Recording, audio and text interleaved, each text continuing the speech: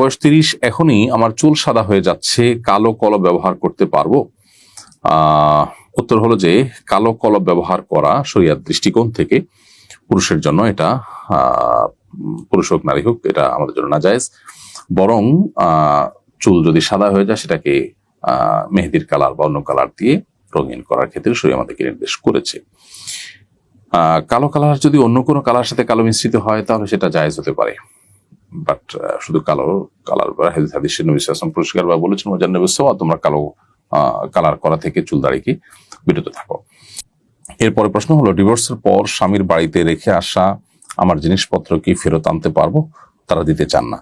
উত্তর হলো, ডিভোর্সের পর স্বামীর বাড়িতে আপনার নিজস্ব যে জিনিসগুলো আছে, যেগুলোর মালিক আপনি, আপনাকে গহনা দেওয়া হয়েছে মোহর হিসাবে, সেটা মালিক আপনি, অথবা আপনাকে কাপড় চাপড় গিফট হিসেবে দিয়ে দেওয়া হয়েছে যে মালিক আপনি, যেগুলো আপনার মালিকানা জিনিস সেগুলো আপনি অবশ্যই আনতে পারবেন। অনেক ফ্যামিলিতে ডিভোর্স হয়ে গেলে স্বার্থপরের মতো আচরণ করা হয় এবং আর তার জিনিসপত্র তাকে নিতে দেওয়া হয় না। এটা খুবই অন্যায় এবং অবিচারের কথা। একই ক্ষেত্রে একই জিনিস স্বামীর ক্ষেত্রেও ঘটে, যে দেখা যায় বিয়ের পরে পাত্র স্বামীর জিনিসপত্র থাকে স্ত্রীর কাছে, সেগুলো স্ত্রী বা স্ত্রীর পরিবার পক্ষ তারা ফেরত দিতে চান না, যেটা স্পষ্ট জুলুম।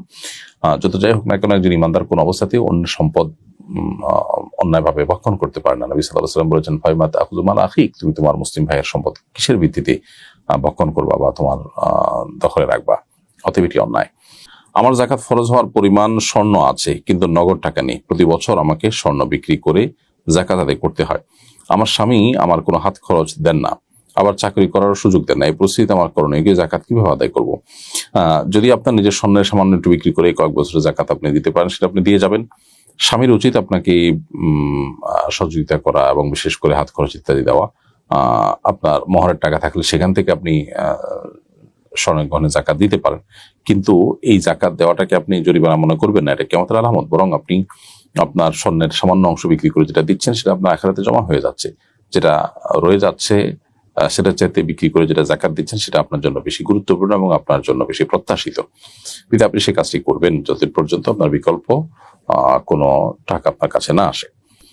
এরপরে প্রশ্ন হলো, আমার বারবার মিসক্যারেজ হয়, এ পর্যন্ত 5 বার হয়েছে, তাই এবার মানত করেছি আল্লাহর রহমতে গর্ভধারণের 6 মাস হলেই সন্তান আকিকা করে ফেলবো। এই অবস্থা আকিকা করা কি জায়েজ হবে?